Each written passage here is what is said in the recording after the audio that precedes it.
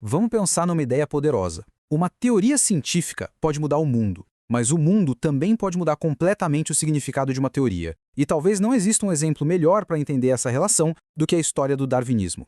Logo no subtítulo do seu livro mais famoso, Charles Darwin usou uma frase que, hoje em dia, soa carregada. Raças favorecidas. Isso já nos dá uma pista importante de como a ciência, mesmo na sua origem, não existe numa bolha. Ela inevitavelmente usa a linguagem e os conceitos da sua própria época. Então, como é que uma teoria sobre a biologia, sobre a natureza, se transformou numa ideologia social e política tão poderosa? É exatamente essa jornada que vamos acompanhar agora.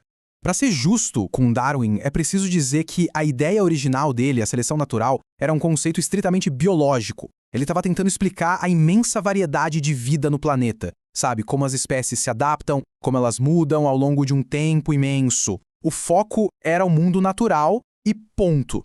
O que aconteceu depois, no entanto, foi uma distorção perigosa. A expressão sobrevivência do mais apto, que na verdade foi popularizada por Herbert Spencer, foi arrancada da biologia e aplicada diretamente na sociedade. De repente, a teoria de Darwin passou a ser usada como justificativa para tudo, para criar hierarquias entre raças, para defender a expansão colonial e até mesmo para políticas de eugenia. E no seu extremo mais sombrio, esse tipo de pensamento ajudou a pavimentar o caminho para a ideologia racial do regime nazista. Mas para a gente entender como isso foi possível, é preciso voltar no tempo. Qual era o clima intelectual, o ambiente de ideias da época em que a teoria de Darwin surgiu? E aqui, a gente chega a uma pergunta crucial. Essas ideias sobre hierarquia, sobre a superioridade de uns povos sobre os outros, elas nasceram por causa de Darwin? Ou será que a teoria dele apenas deu uma roupagem nova, uma aparência científica para algo que já existia? E a resposta da análise histórica é bem clara. O que se chama de racismo científico não nasceu com a teoria de Darwin. Na verdade, essas ideias já estavam profundamente enraizadas na cultura e no pensamento do século XIX. A ciência moderna, de certa forma, cresceu nesse solo que já era fértil para o preconceito. Basta olhar para o cenário da época. Era o auge do imperialismo europeu. Existiam classificações antropológicas que organizavam os grupos humanos em hierarquias e havia um pressuposto muito forte de superioridade da cultura europeia. A ciência não estava isolada disso. Ela era parte desse contexto, moldada pelos interesses e pelas visões de mundo daquele tempo. Isso tudo nos leva a uma distinção que é absolutamente fundamental para entender essa história toda. A diferença entre ser a causa de algo e ser uma condição que facilita algo. É aqui que a análise precisa ser mais refinada. A teoria de Darwin não causou o racismo. Não existe uma linha direta e lógica que leve da seleção natural à eugenia. O que aconteceu foi que a teoria funcionou como uma condição intelectual facilitadora. Ou seja, ela deu a ideias preconceituosas que já existiam um verniz novo, uma aparência de legitimidade científica. Tornou-se a ferramenta perfeita para justificar o injustificável. Então, o darwinismo, como essa ferramenta de legitimação, foi apenas uma peça do quebra-cabeça. A verdade é que os grandes motores dessas ideologias eram outros: interesses econômicos, o crescimento do nacionalismo, a geopolítica. O darwinismo social foi um combustível poderoso para essa máquina, mas não era o motor principal.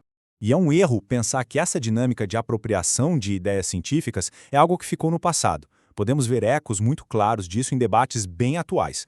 Por exemplo, é possível usar essa mesma lente de análise para olhar para o debate em torno da proposta do design inteligente. O ponto central aqui é que nenhuma dessas propostas é filosoficamente neutra. O darwinismo, para certos grupos, ofereceu uma base de pensamento naturalista, que ajudou a fortalecer projetos políticos seculares. Da mesma forma, a proposta do design inteligente pode fornecer uma base de pensamento teísta, que se alinha melhor a outras visões de mundo e outros projetos institucionais. O que isso nos mostra, no fim das contas, é que nenhuma teoria científica é totalmente neutra. Palavras como seleção, luta ou, do outro lado, design e propósito, elas não ficam presas no laboratório. Elas vazam para a cultura e podem ser usadas para moldar a forma como a sociedade é vista, com consequências muito reais. Então, sabendo de tudo isso, como é possível avaliar ideias científicas de uma forma mais madura, mais responsável? Uma proposta é ter sempre uma análise em dois níveis, que precisam caminhar juntos. Primeiro, claro, a investigação técnico-científica. A teoria se sustenta? Quais são as evidências empíricas? E, ao mesmo tempo, o exame ético-político. Como essa ideia pode ser usada na sociedade? Que tipo de mundo ela ajuda a construir? E de que contexto histórico ela surgiu? E este é o ponto-chave. Reconhecer que uma teoria tem uma bagagem filosófica não é um ataque à ciência. Muito pelo contrário, é um ato de responsabilidade.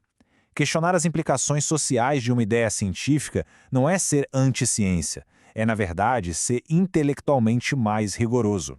A história do pensamento nos mostra exatamente isso. Nenhuma teoria científica está imune, nem às influências do seu tempo, nem às reinterpretações que certamente virão depois. A ciência pura talvez seja um ideal, mas a ciência real sempre acontece no mundo real, com pessoas e com interesses reais. E isso tudo nos deixa com uma pergunta fundamental. Uma pergunta que ecoa até hoje. Afinal de contas, qual é a responsabilidade da ciência pelas visões de mundo que ela, intencionalmente ou não, ajuda a criar?